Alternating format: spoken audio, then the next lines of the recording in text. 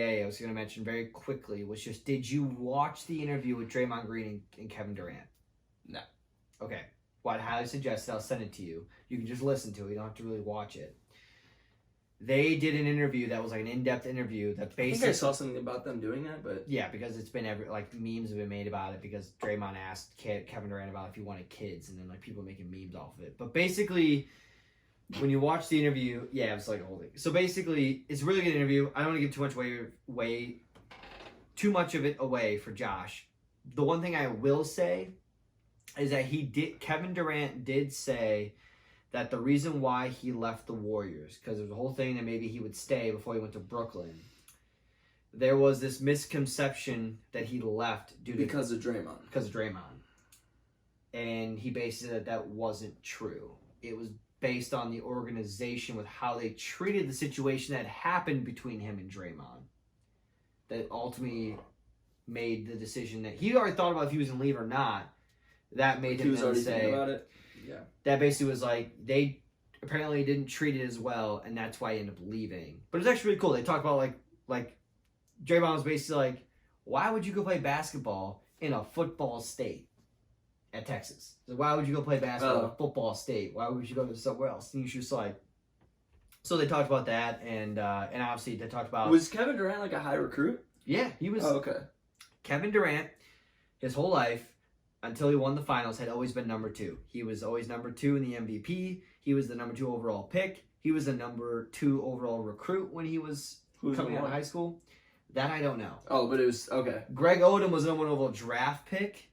I don't know who was the number 1 overall recruit when he was in high school. I'd have to probably look that up. But that's interesting. Yeah. So he always felt like he was number 2, and then finally went to and then he said when he went to the Warriors, he explained like why he went there. So I don't want to give too much away, but if you haven't seen it, I would go on YouTube. It's a Bleacher Report. It's like 20 minutes long. It's a great interview. They dive into like some really cool stuff. So it was really cool. And then also It's just dark mode. Oh yeah. LeBron came out.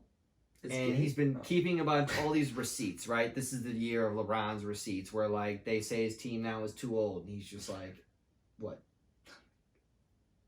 You said LeBron came out. I said, is gay? And then he just pivoted. Oh, yeah. Well, yeah. Keep okay. going. No, so he came out. And damn it. Okay. So he basically said that people were saying his team's old. He's like, all right, like I'm gonna remember this and like whatever. So the owners voted on the top players in the NBA, and LeBron did not receive a single vote. And he basically was like, I'm keeping this as a receipt. Now, okay, here's the thing though, right? Okay, if you asked me who is the number 1 player in the NBA, out of 30 people who would tell me, okay, outside of Javon. No one's going to say LeBron, though, right now. They would say Giannis, Kevin Durant, maybe Luka, Luka Doncic, Kawhi, Steph Curry. Yeah.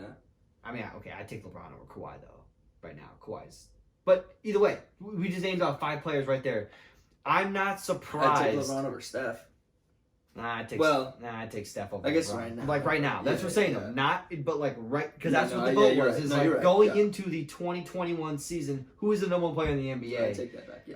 And LeBron didn't get a single vote, which is the first year he hasn't gotten a vote, by the way, by the owners since I think they said like 2005, 2006. Wow. He hasn't gotten at least 1 vote saying he's number 1 player in the NBA. So it's like, I get it. Like LeBron's like, I got this chip on my shoulder, blah blah blah. But I'm also kind of like, how old is he? Yeah, I think he's 30. Hold on. Well, he was 23 when he got drafted at 18. We're in the year 2021, so it's 18 years later. So he's... Lebron. No. Whoa. No, that can't be right. Yeah, 2003, 2004, he was a rookie, probably at about 18. And we're... 36. Okay. So he was a 40-year-old playing in... Yeah, he's 36. Now, if people said... He's definitely a top 5. He's a top 5 NBA player. But, okay, so he's not number 1. But he's just like, he's keeping receipts. And I was like, okay, I respect it from a competitive standpoint. You're keeping receipts on this. But I'm also kind of like... How many years do you think he fucking plays? I actually think he's gonna wait till his son goes. I think he's gonna wait until his son goes to the NBA and then he's gonna retire soon after that. Yeah. It's either that or, unfortunately, and I hope this doesn't happen, he's gonna have like a really bad injury, and that's what's gonna. I don't. No. I don't think that's gonna happen. I'm saying that like that's the only other thing I could see. It's either gonna be. You can't say that. I'm being realistic. That's what happens with athletes. They just you want the guy to end his career going off on the white horse and they go off in the sunset, or the guy fucking blows out his Achilles or ACL and then they can't come back from it because they're so old that their body takes longer to recover. That's what happened to Shaq. All right, say I love you.